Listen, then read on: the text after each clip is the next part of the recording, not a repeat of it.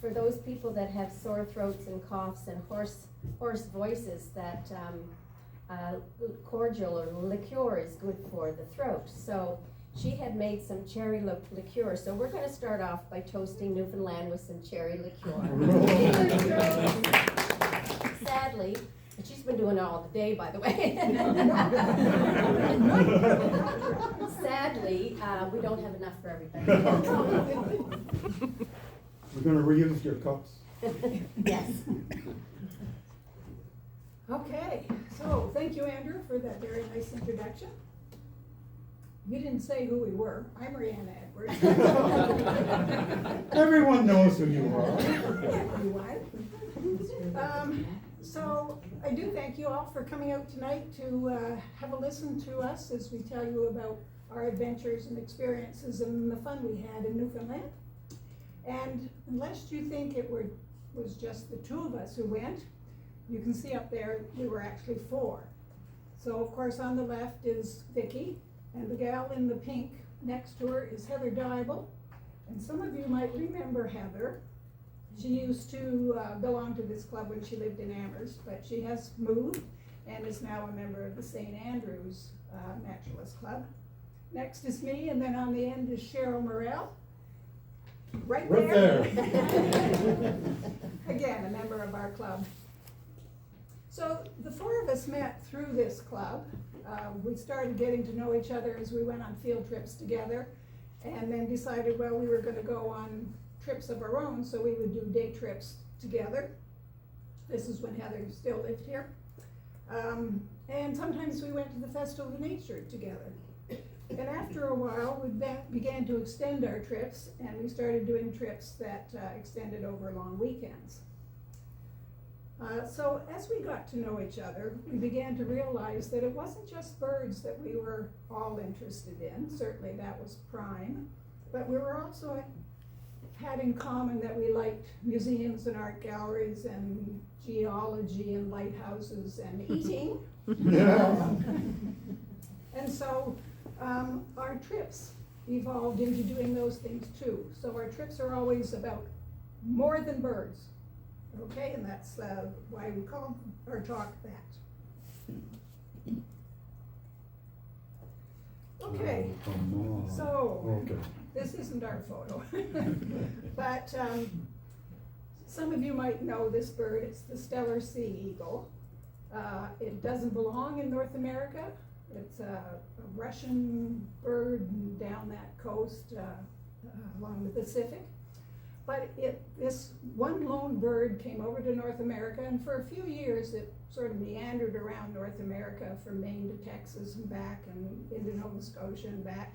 But eventually in the spring of 2022, it settled on Newfoundland.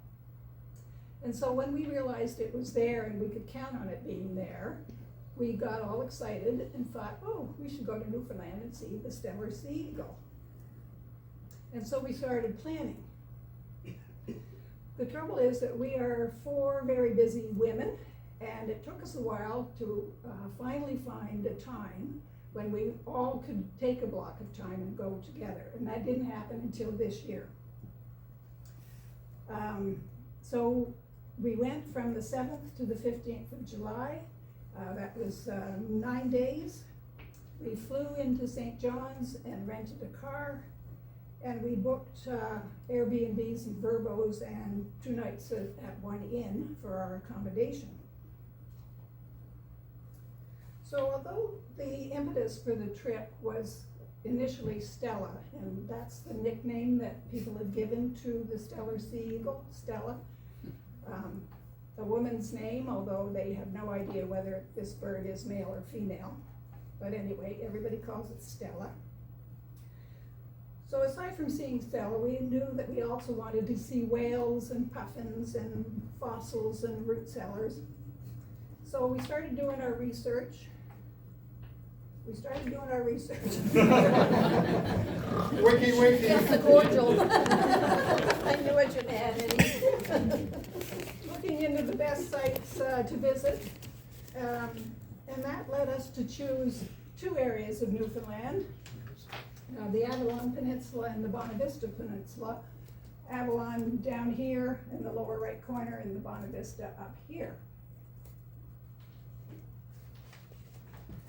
So I'm going to be telling you about the first half of our trip along the Avalon Peninsula, and then Vicki's going to take over and she's going to tell you about our time in Bonavista. Vista. So here we are on the Avalon Peninsula, and as I say, we flew into St. John's, and we took this road, and this road around like this is called the Irish Loop, named after the Irish who originally settled there, I guess. So we started down the Irish Loop, and our first night was down here at Cape Royal. And the next day we went up quickly to Witless Bay, where we had a puffin tour, and then that afternoon to Fairyland, where we went and saw a wonderful archaeological dig. Then we traveled down here to Trepassey, where we stayed 2 nights, and one of those days we went out here to Mistaken Point. And then after Trepassey, we stopped at St. Vincent's Beach on our way up here. And then we left the Irish Loop and went over here and went down the Cape Shore Loop and over to St. Bride's. And of course, Cape St. Mary's is right there, and that's why we decided to stay in St. Bride's.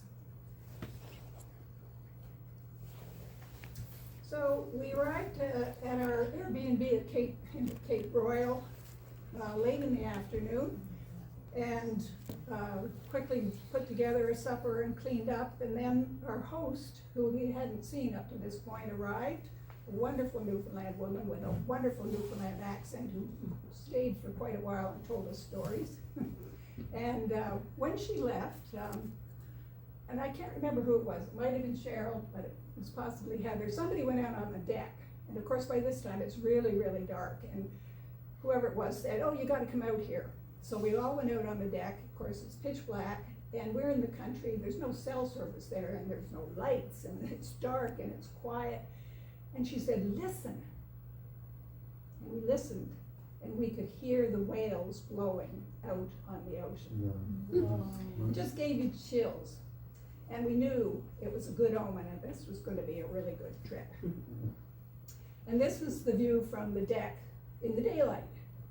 And so we've got the harbor down here and the entrance to the harbor, and of course this is the ocean out there. That's where the whales were blowing the night before. So the next morning we had booked a puffin tour, but we had some time before we needed to be there, so we decided to walk down to the harbor. And part of the reason we did that was that our host had told us that in 3 days' time, they were going to start filming a 6-part Netflix series there. Now this film is to be set in the 1960s, and it stars somebody named Josh Hartnett. I have no idea who he is, but maybe some of you do. And it's about a sea monster that is ravaging this town, and Josh Hartnett has to save the town from disaster. But in order to film it there, they had to make the town look like it looked in the 1960s. Since the 60s, the church had been torn down, and the houses had been updated, and new houses had been built. So what they did, they put facades on the buildings.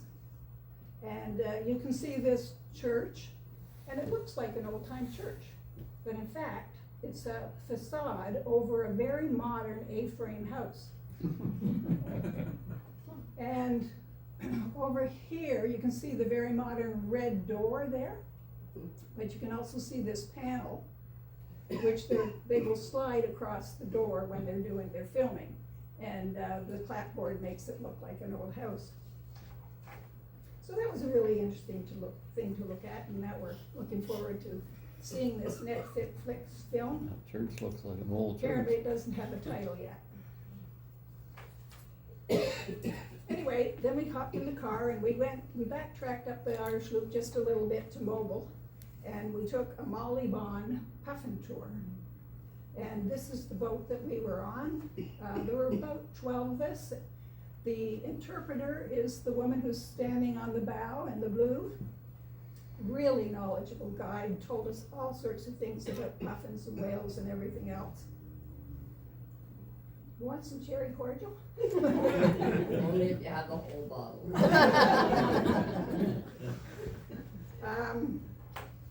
And so we were going to see the largest Atlantic puffin colony in North America, with an estimated 260,000 breeding pairs. And the colony is situated on 4 islands within the Witless Bay Ecological Reserve. So we motored along and they stopped at the base of a slope coming down from one of the islands, and we were able to look up and see all these puffins. And these are all puffins standing, and these dark things here, those are their burrows. So puffins go into burrows.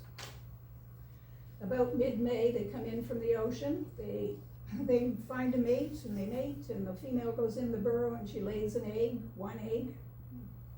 And they're very safe inside, and of course they stand guard outside their burrow so that no predators can get them. The pufflings and the baby chicks, puffin chicks are called pufflings. The pufflings fledge primarily during August. And so we were a bit too early to see the chicks, and we were really quite upset about that because they're really cute. And as you can see, most of them are standing, but there are a few birds in the air. Oops, wrong direction. One up here and one down here, and some of them were flying, and we were wondering, because there were actually a lot of them were flying, and they seemed really agitated. And then our guide did point out to us to look at the top of the cliff, and there were 2 bald eagles sitting up there and going, lunch. So that's why the puffins were really upset. So came back to shore after a really good trip, and got in the car, found a place to have lunch, and after that we traveled south again on the Irish Loop until we were going by a town called Fairyland. And as we approached the town, we kept seeing signs that were saying Colony of Avalon. And we're thinking, what's this, Colony of Avalon? This is not on our itinerary. So we decided we'd stop and find out what it was all about. And we were really glad that we did, because this was a fascinating place. We went into the interpretive center and asked what was going on, and decided that we would take a guided tour. So the Colony of Avalon site is an archaeological dig of a colony that was founded in 1616 by Lord Baltimore, a man from Yorkshire, England.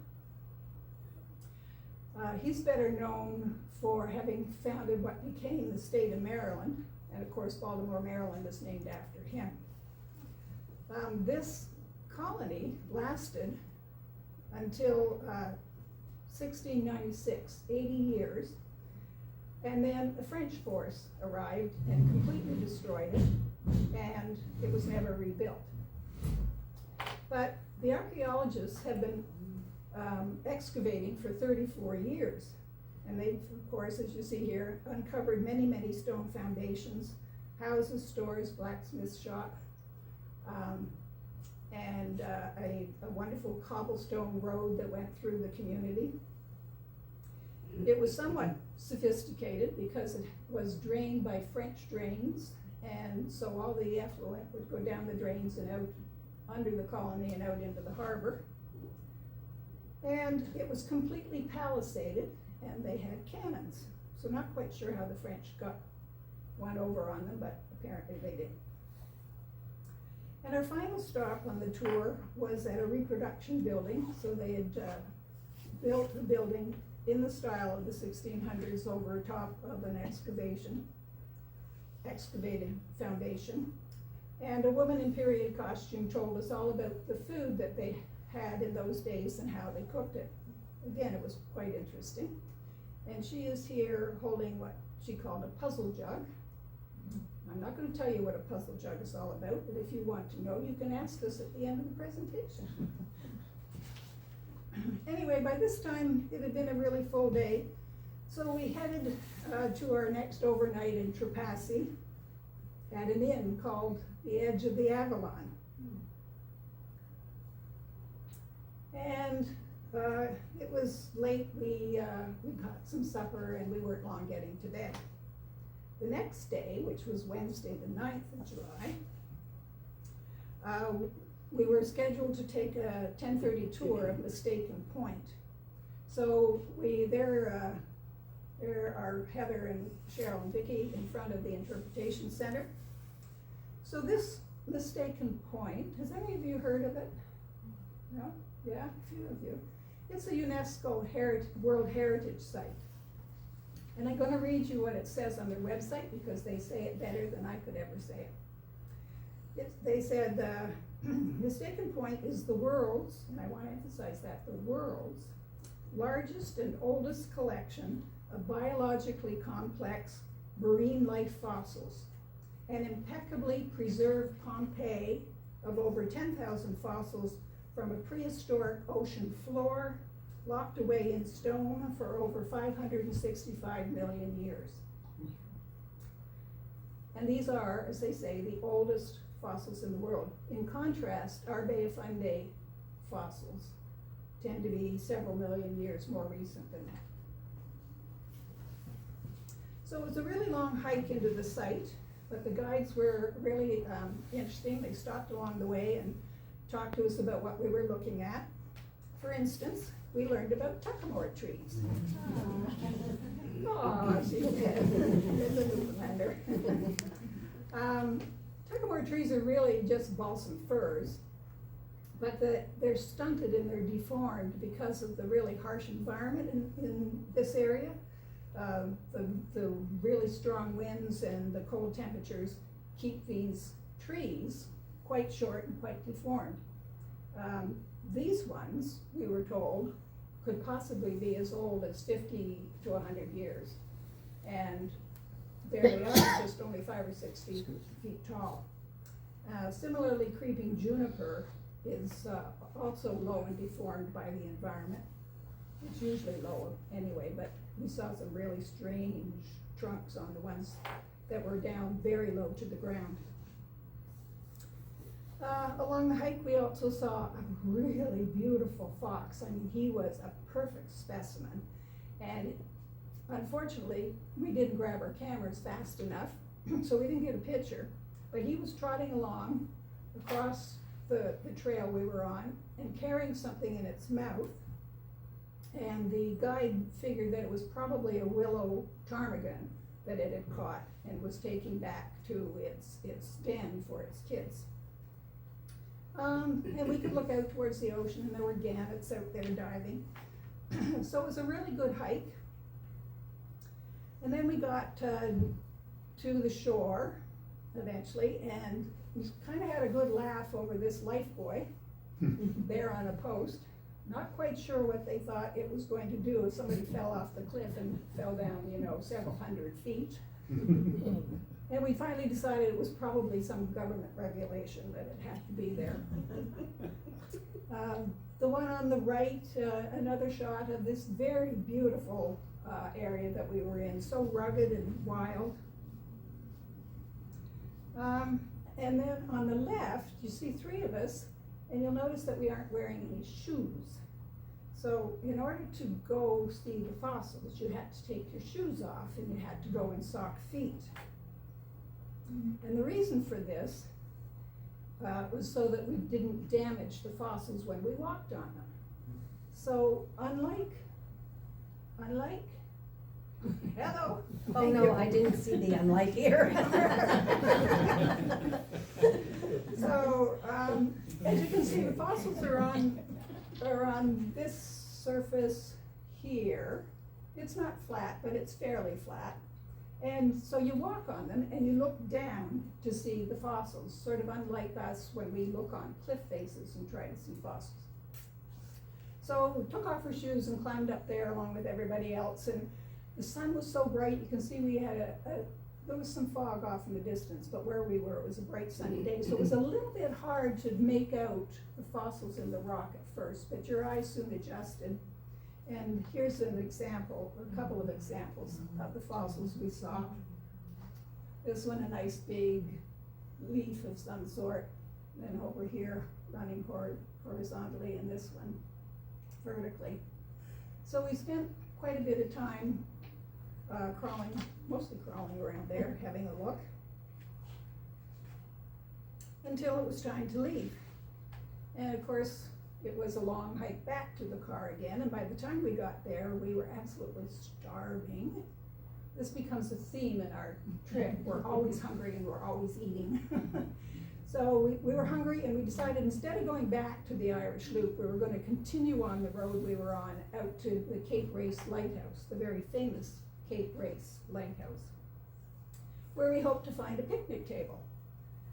There was no picnic table, and the lighthouse was absolutely socked in with fog.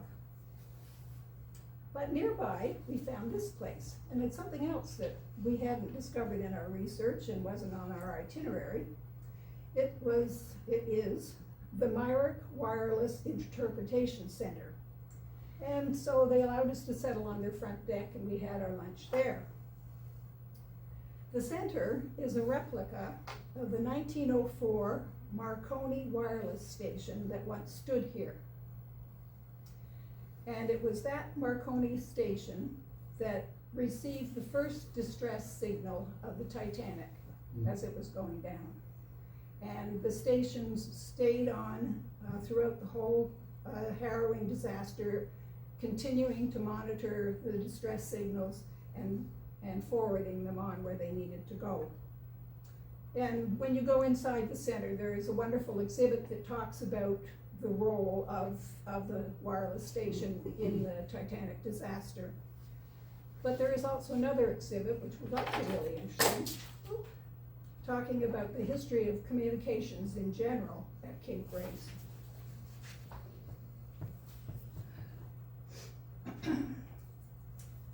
Anyway, we spent a couple hours there and decided it was time to get on the road. So as we left and we were on our way back to the Irish Loop, Eagle-Eye Vicki, who was always the one who spots the birds, she spotted a bird hiding in the vegetation. Isn't she beautiful? Lovely There's two. Ptarmigan. Willow ptarmigans are absolutely masters of camouflage. They've got these beautiful rust and brown coloring in the summertime so they can hide in the vegetation. But in the winter, they turn absolutely snowy white so that they blend into the winter environment as well. And they don't migrate, so they have to be able to blend in. I've seen that already. They're well suited to the really brutally cold winters and the snow. They've got on their feet, they've got very long feathers that help them walk on top of the snow without going through. And if things get really hairy out there, they burrow into the snow for shelter. Is there a second one there to the left? I see Yeah, an it was- eyeball. It wasn't until Vicki was downloading her photographs that we even noticed it. We didn't see it while we were looking at the birds, but right over there, see that? That's the head of the male. And kind of wish we'd seen it when we were there. We might have stayed a little longer till he came out and showed himself. So that was it for the day. We were all tired, so we headed back to our rooms at the inn and once again had supper and retired for the night. The next day, our goal was to visit St. Vincent's Beach, get groceries and gas before heading to St. Bride's, where we had booked an Airbnb for 2 nights. And I just wanted to remind you of the route. So here we are in Trepassey, and this day we're going up here to St. Vincent's Beach, and then we're going to go up here and across and down the Cape Shore Loop over to St. Bride's.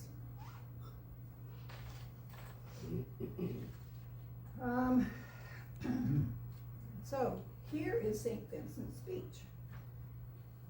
just spectacular. You can see how long it goes in the distance, and it goes just as far in the other direction. So a really long, beautiful beach. And they bill it as a spectacular and accessible whale watching opportunity. And the reason that it can be that is because, unlike most shores, you know, you walk in the water and it gradually gets deeper and deeper and deeper. Well, that's not the case at this beach. At this beach, you walk out not very far and the bottom just falls out and it just plunges way, way down. So it's really deep, very close to shore. So what that means is that when the capelin are running, they come in close to shore, and the Newfoundland humpback whales, they feed on capelin. 90% of their food is capelin. So the whales come in after the capelin are at the shore, the whales come in and they're trying to catch their food, and they're breaching and they're flipping their tails and they're waving their fins and whatnot.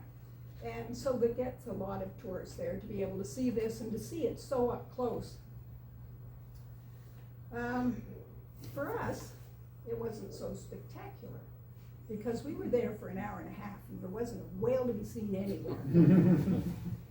However, not everything was lost because we amused ourselves by watching the gannets diving into the water while we were waiting for the whales. And this is a little video we've got. Whoops. No, just a second here.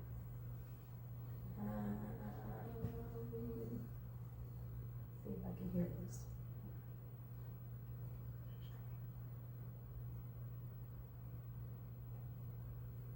Okay, play. Anybody got any suggestions? Kick it. It says media unavailable at the bottom there. I don't know what that's Yeah, I about. see that.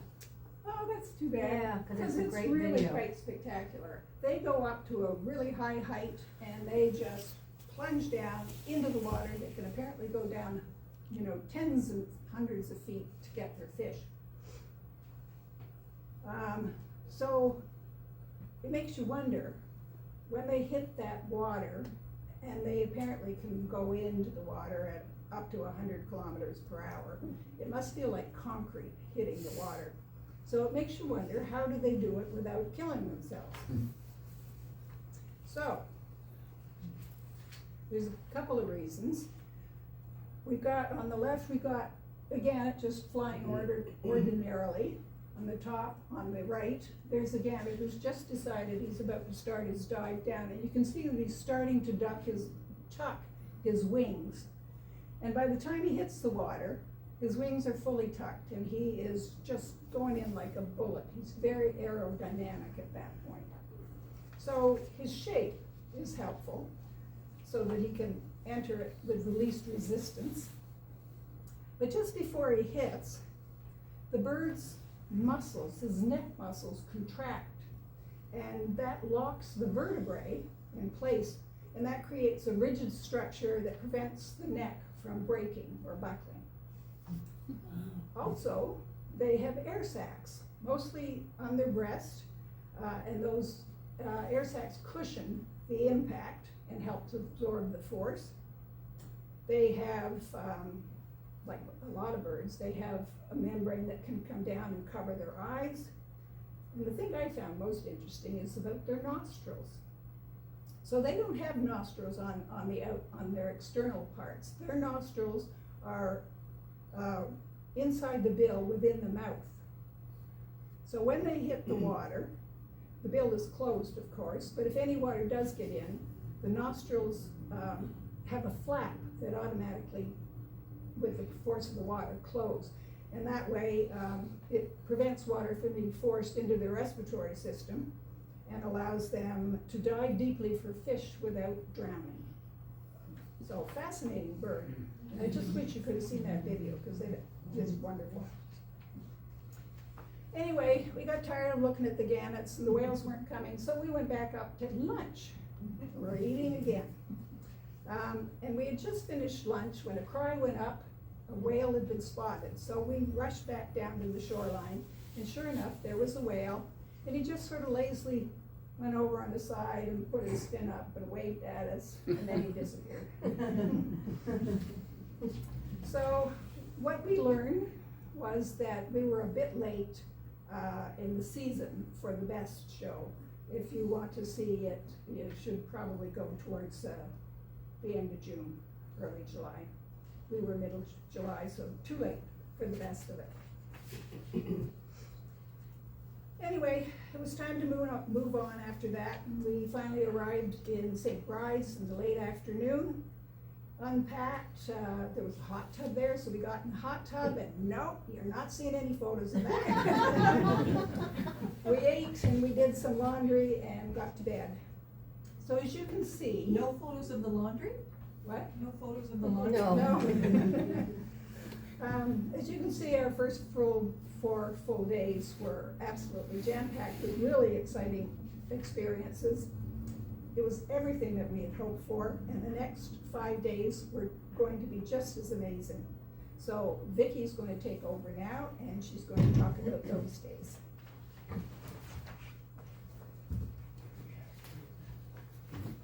Don't panic when you see how many papers I have. I had to print it big so I didn't have to use my glasses.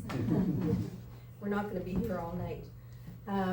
So the next morning, July 11th, we got up and we headed down to one of the most anticipated parts of our trip, Cape St. Mary's Ecological Reserve. And it's 64 square kilometers, of which 54 is a marine protected area. And it consists of upland barrens, towering cliffs, and open oceans. I got a quote off the internet, and I think it explained it or described it beautifully. It's living, breathing, swooping, elegant, screaming mass of nature. And that's exactly what it was. Over 70,000 breeding birds, gannets, black-legged kittiwakes, common murres, thick-billed murres, razor bills, and other rarities. So the photo on the left, all those little dots are northern gannets. And this is what's called bird rock, and that's the main rock that they nest on. Right here is sort of a little bit of a rock outcropping, and that's where we walk to and observe the rock. So you can see how close we are, and we're right at the same level as the birds. And here, the one on the right is just a photo of, as we got closer, you can see how crowded the rock actually is with the gannets and their chicks. We were pleasantly surprised to see that there were chicks. It hadn't registered to me that the timing was going to be perfect. So not only were we seeing the adults, but we were seeing the adults interacting with the babies, and it was really fun to watch. So on the top of the cliff, with the bird rock just a few kilometers away. Meters, what did I say? Feet? Kilometers. Thanks. The chicks and the gannets, it was just something that we couldn't imagine, and it was just an incredible experience. On the left is a chick digging deep into the throat of its adult parent, looking for some regurgitated food. And on the right, this is called sky pointing, and it's often depicted in pictures of gannets. And it's a way that they communicate. It's crucial in such a crowded environment. Sometimes a mate will point to the sky to indicate that that it's going to leave the nest. And in other occasions, groups of them will be sky pointing, and it's considered a plight gesture that helps regulate the interactions in such a crowded environment. Some gannets haven't learned their lesson. They were a little aggressive to each other, but they are so beautiful, and the way the beaks and eyes are lined in the dark on that soft blue, and their steely gray eyes, they have to be one of my favorite birds. They're just so incredible. The way they live, and what Ariana had described to you earlier, we could stay there for hours. So they use their, so these are black-legged kittiwakes, and they are considered sometimes atypical families, and in other words, sometimes females pair together to raise chicks, and sometimes males will have two females, and they'll all look after the chicks so it's a big commune, as opposed to gannets or puffins who only have one egg. So I think we captured that in this slide, the atypical family of the kittiwakes. So these are common mures, and the photo on the left, he happens to have a fish in its mouth, and they have slender, sharp-edged tongues to press the slippery fish against sharp nubs called denticles in the roof of their mouth until they're ready to swallow it. And the slide on the right, you see the beautiful white line around the eye, and it is a trait that is only seen in the Atlantic colonies, and they're called bridled adults. So we thought actually at first that it was indicating male and female maybe, but then we learned later in the interpretive center that it was called a bridled adult. So these are these ledges on the edge of these high cliffs, and you can see how the adults are protecting their one little chick. We were just fascinated by this, and we were so surprised that we were going, so where's the nest? You know, when they lay their eggs, what happens to their eggs? They're on this narrow little ledge. How does the egg not tumble off? Exactly. So the explanation is, when we went to the interpreter center, is that they're very pointed on one end and round on the other. So when it gets nudged, it spins around on the pointed end and it goes in a circle, and it helps to prevent it from falling off the cliff. I'm sure some do. And the other thing about their eggs is that they're all different colors and all different patterns. And they think that the reason that is that it helps them to identify their own eggs. And also, I learned that some of them will circle the egg in small rocks, and then their poop will stick the rocks together, and that's another way for them to protect them from falling off the cliff. So many people, when we were there, many people came and stayed for a few minutes, took pictures, and then they were off. When we decided it was time to leave, we were getting really cold, and we looked at our watch, and we discovered that we'd been there for over 2 hours watching all of these birds, and if it had been warmer, I think we'd still be there. So we headed back to the interpretive center along the cliffs and through the barrens. Off the coast, there were whales performing for us. They were breaching and flapping and leaping, and so through our binoculars we've got a great view of the whales. There were also a lot of flowers blooming this time of year, and in the barrens were full of life. When a lot of the land that we traveled over, it was barrens. It was just flat with the ponds, as they say, scattered throughout. But these barrens are absolutely jam-packed, full of living creatures. And we observed that the plants that bloom in succession here seem to be all blooming at the same time there. So we were really rewarded with a lot of beautiful flowers on our whole trip. So we got back, and it had been a long day, and we were hungry. So we walked to the only restaurant in town called the Bird's Eye.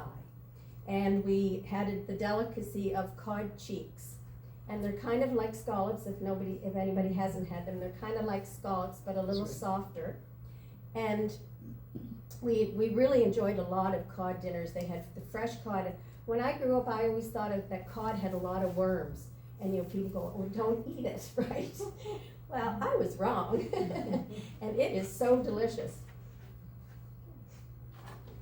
So we are now off to up here to Trinity, and then we're hoping that we're going to have time to visit Bonavista and also Elliston. Elliston is an area of a lot of puffins. It has a huge puffin colony, and it's very observable from land. We'd actually discovered that in a saltscape issue before we went, so we quickly put that on our list of things to do. And another reason why we were heading up this way was because of Trinity Bay and the eco tours that take you out for whale watching. But in the past 2 years, not only were there whales, there was also the Steller sea eagle. So a lot of people their business really increased by birders. They didn't want to see the whales necessarily, but they sure did want to see the Steller sea eagle. Much to our chagrin, this year it decided to move from Trinity, and it started hanging out down here in North River. So we thought, are we going to take a little detour to see if we can capture the Steller sea eagle? And of course we did. Unfortunately, we had no luck. It wasn't there, and so maybe on our way back. So off to Trinity, and if you've ever imagined what a picturesque Newfoundland looks like, this is it. It was so delightfully colorful, and brightly colored houses, historic buildings, and unique architecture all tucked into one, and all around this beautiful harbor. And our home for the 2 nights was the Orange. It was a 200-year-old fisherman's cottage. And just a point of interest, I don't know if you are familiar with the actor-comedian Mark Critch, who is on This Hour's 22 Minutes and has the show The Son of Critch. He owns the Yellow House in Trinity. So the picture on the left is the interior of our fisherman's cottage. And although they had renovated it to accommodate guests, they had maintained the character of the building, the wide plank floors, the beams, the little stove in the middle of the living room. So it really felt like we had stepped back in time when we stayed there for the 2 nights. And the photo on the right is one of the 3 churches in Trinity. And it's the oldest wooden Catholic church in Newfoundland, built in 1833. And I just wanted to see how mint condition they keep their buildings in. So following the closure of the cod industry, buildings were falling down and going in disrepair, and they wanted what are we going to do, like many of the towns in Newfoundland. So they decided that their focus was going to become tourism. And they restored old homes, buildings, and they also rebuilt some of the historical buildings that were there. I love the fences, the stick fences that we saw all over our visit. And specific, or not specific, but bright colors are required. People are required to paint the houses to keep the authenticity of the Newfoundland towns. And this is just an example of some of the colors in the homes that we walked by. Just gorgeous. So on July 13th, we enjoyed a stroll through the town, and it's a very walkable town. It's not very big, so we were able to walk on all the streets, see the homes and all the historic buildings, and went in several of them, and met a lot of people along the way. So it was really a beautiful, beautiful little town, which we kind of wished that we were going to be staying longer, but we weren't. And in the afternoon, it was time to go out to go whale watching.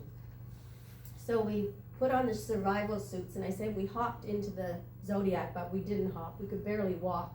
They're so heavy and cumbersome. And our young guide headed out to the harbor and took us out to see what we could find.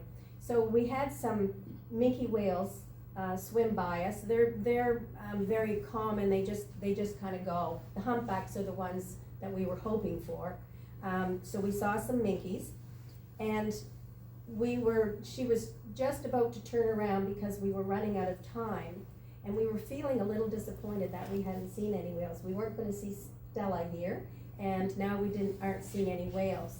But just as we turned around, we spotted an adult female and a juvenile humpback. And they weren't breaching, but they were doing the deep dive, so we got the view of the beautiful tail as it curved down, when it was curving down and going underneath the ocean. And you probably know that every whale's tail is unique to that whale, and it's like our fingerprints. So there's a site that you can send your photos to called Happy Whales, and it's a database.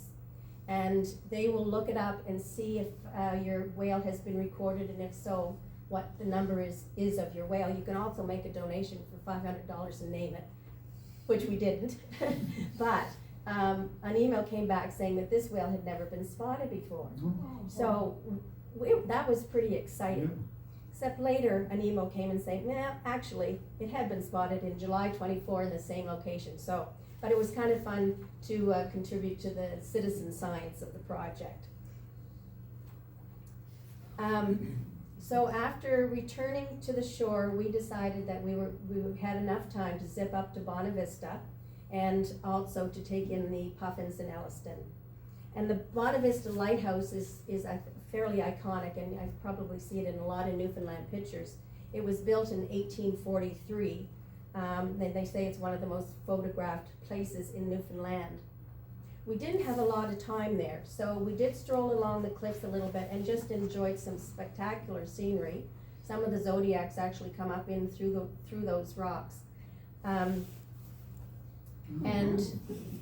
there were some puffins off on that off of near Bonavista Vista. But knowing that there was this huge colony in Elliston, we wanted to have enough time to spend there. So we headed off. But just before we left, look what we spotted. An iceberg, which is kind of added to our list. We could say, yeah, we saw the icebergs, but it was the end of iceberg season, so we were very lucky to even see something, one of them off in the distance. We headed to Elliston, and we met a gentleman and asked him where we could eat for supper. It was supper time. And in his Newfoundland accent, we were able to figure out where he was directing us, to the Puffin Cafe. And we went in, and on the menu, they had puffin burgers. No. And they did. And we thought, no, surely they don't eat puffin. So we asked the waitress, and she said yes. And none of us were prepared to try it. And then shortly after, she came back to the table with a smile on her face. We'd been duped, just like a lot of other people. There is no puffin burgers. They were named after the restaurant. And Elliston is also known as the root capital of the world, the root cellar capital of the world. And in this area, there are 130 documented root cellars, with half of them still in use today. And I think you probably know that it maintains a consistent temperature through summer and winter for storage of food items and things. So we kind of enjoyed peeking into some of these, beautifully constructed. And now it was time to walk along a short path to where we hope to see the puffins. It was a bit treacherous, as you can see, caution danger, and it dropped off on either side of a narrow path to a larger rock area. And that section was only about 12 feet wide. And anyway, we finally got around to where the puffins were. This isn't our picture, but this was what it looked like. And it is a picture of Elliston Island. And you're sitting right on the edge of a cliff, and the puffins are right there. And they're just doing their daily things, flying and going into their burrows, and their comical little walks, and it was, we could have stayed there for hours. Could you hear them, the sound they make? Yeah, I mean, yeah, and they were in the air, and they were on the water. We wanted to stay forever, but we wanted also to get back before dark, because we didn't want to run into any moose along the way. So these 4 puffins, it's a provincial bird of Newfoundland and Labrador, and 95% of all North American population breed in Newfoundland. So if you want to see puffins, that's where to go. They're such comical characters, and they are often called sea parrots and clowns of the sea, and you can understand why. Their bill, interestingly enough, is brown in the winter, and then it changes to the bright orange when it's coming up to breeding season, and they believe that that's to attract their mates. So these little guys flap their wings 400 times per minute, and they fly a whopping 88 kilometers per hour. We had a hard time tearing ourselves away, but as we left, we caught a black guillemot, and loved the contrast of the black and white and then the bright orange feet or red feet. So on our way back, we thought, okay, we're going to try for the sea eagle again. And we, as usual, with rare birds, there were several birders there. There were two spots that it had been spotted in North River. So we went to one, the birders were there, and they said it had just left and gone to the other spot. So everybody hopped into their cars and they drove to the second spot. And cameras were clicking when we arrived, and we followed where they were pointing, and we saw the stone. It's not the picture that we had at the beginning, but we did capture. We hung around for a while hoping that it would fly, and it just hung out across the river. And what it was doing there the whole summer, there was an eagle's nest, and an eagle had two chicks, two young in the nest. And it was interacting with the adults, and they were aggressively fighting this stellar seagull. It's 25% larger than a bald eagle. And so at one point it actually forced the chicks out of the nest. And they think it was speculation is that it was likely going after the fish that the adults were bringing. It had gotten lazy, didn't want to fish by itself, and found an easy way to get fish. The chicks were knocked out of the nest. One of them landed on a branch under the nest, and the other one, people were able to reposition it so that the adult eagles continued to feed them, and they survived. And actually, there's a video of the stellar seagull in the eagle's nest cleaning it up and cleaning out mess that was in there and putting in little new branches, and they think that maybe it's hoping for a mate next year. Good luck to that. So off we went to St. John's, and we settled into a quaint little jelly bean house. And we left the painted cupboards in the house. And after a bit of a mix-up of where we were going to eat, we ended up taking an Uber just to check out Kitty Vitty.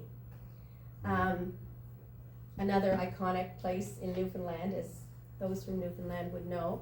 And its fishing industry, fishing extends back 500 years in this area. And it still is an active fishing community and harbor. Subsequently, about a month after we were there, two of the fish stores, the historic fish stores, caught fire. And there's no road to Kitty Vitty, so fire trucks couldn't get there.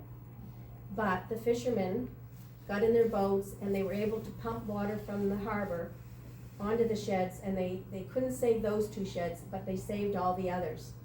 So the plan is that they're going to rebuild them as they were. And so the next morning we got up, and we found that we had some time before we had to head to the airport. And we wanted to cram in as much as we could. So Heather had never been to Signal Hill, and so we wanted her to see what it was like up there. And it is such an incredible view in all directions. The harbor and the ocean and the city. Some of us climbed to the top of Cabot Tower, and we're almost blown off. It was so windy. So this was the last view that we had of St. John's. Our trip had come to an end, and it was left with lots of amazing memories with very, very special friends. And Rihanna, I'll leave you with Rihanna's entry in the guest book, using common Newfoundland phrases as we found on the placemats in her jelly bean house. Yes, by Newfoundland is some sweet. But oh me nerves, St. John streets are some steep. The people are some saucy, but the finest kind, and the cod was some shocking good. What a sin we don't have more time. We're gut-founded, we have to go. Shag it, we're coming back.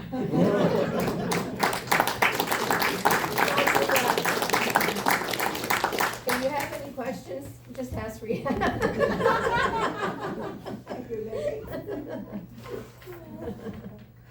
Yeah, questions or comments? Where are we going next? Yes, Andy? So what is a puzzle jug? You explain it, because I never did figure Well, it out. So, let's see if can we zip back to that slide real quick? So if you noticed the puzzle jug, there was a spout at the top, but then there was holes. Oh, So- no, I didn't notice. If you pour it, how does it not spill out through the holes? It's taken a long time. I know it is. Sure, there's So, an but easier it'll be way. there. So what actually, the handle has a hole in it. And the water actually goes up through the handle and out the spout, because they have a pathway up the handle, along the edge of the jug and in through the spout. So they call it a puzzle jug. Oh, there it is. There. Oh, So this handle, you can see the holes, and the spout is up on the top, so how does it get there? So it goes through here, up the handle, through the rim, and out the spout. Ta-da, magic. fascinating. Yeah, Carol, What were the temperatures like? we had wonderful weather. Every sky scene was good. Yeah, I mean, I think we had rain overnight one night and into a few hours in the morning, but other than that, it was pretty much bright, sunny weather. And the temperature was in the low 20s, so not too hot Oh, for hiking, you know? It was great. However, Oh. at Cape St. Mary's, I did have a thermal undershirt on, a vest, a jacket. But you can't go like her, Yeah. because she's always She's a cold. wimp. Yeah, no, it really was fabulous. We were dressed, we took clothes dressed for knowing that some places would be cold with the wind, but mistaken point, we were in our t-shirts walking along the barrens, yeah, so it was incredible. Everybody should go. Mm. I'm from Newfoundland, and I think I'm going back just to visit all those. There you Well, go. there was a woman that I met through a German curling game out in Tidnish, and she is from Newfoundland. And when she heard that we were doing just the Avalon and Bonavista Peninsula, she said, "But there's so much more to Newfoundland than that." yeah. But we really wanted to be able to absorb everything that we saw and not feel rushed and take our time. And we were really, the timing was perfect. We were really glad we stayed 2 nights in many of the places, so. I'd just like to add that the flowers bloom all at the same time. So mid-July, lupins were blooming, roses were blooming, all of the perennials were blooming. It was magical. It was like Mhm. someone was putting fairy dust everywhere and flowers were popping up. It was really beautiful. It was very odd, you know, it was strange, because we're used to seeing them in succession, and here they were all blooming at the same time. All right, well, thank you for listening to us. It's always nice to be able to talk about our vacations. The adventure. Anytime. Adventure.